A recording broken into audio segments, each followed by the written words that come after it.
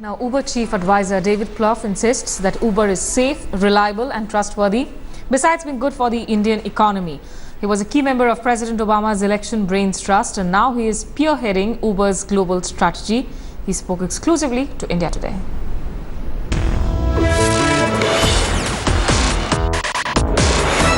I have with me Mr. David Plouffe.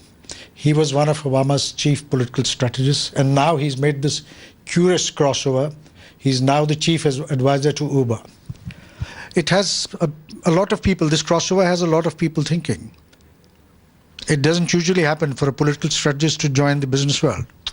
Well, I've enjoyed it. First of all, I'm learning new things, and at my age, that's always a good thing.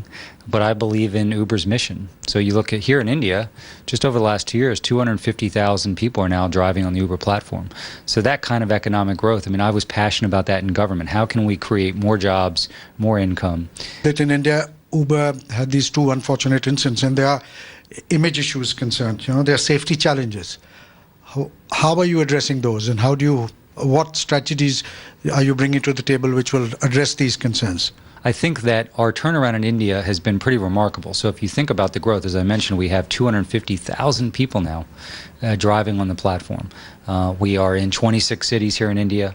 We're bringing new services like carpooling, Uber Pool to Delhi and Bangalore. So the growth, I think, in part is because of our safety story, which people understand that they rate the driver gets to rate the rider. The entire ride is GPS tracked. There's no anonymity. We've really auditioned some new safety technology here in India.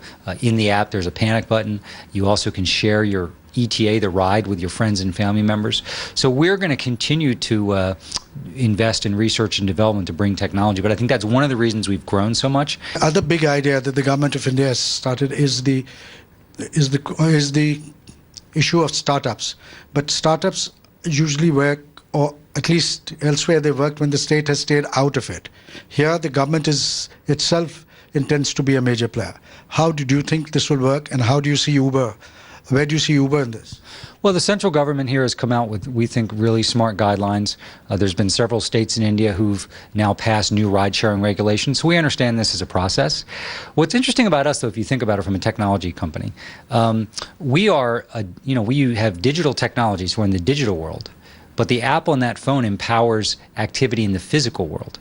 So all the people driving, they are residents of Indian cities. The people who now have better transportation options, the small businesses that have passengers going to them. So yeah, we're a tech company, but we're not just in the clouds, we're on the streets.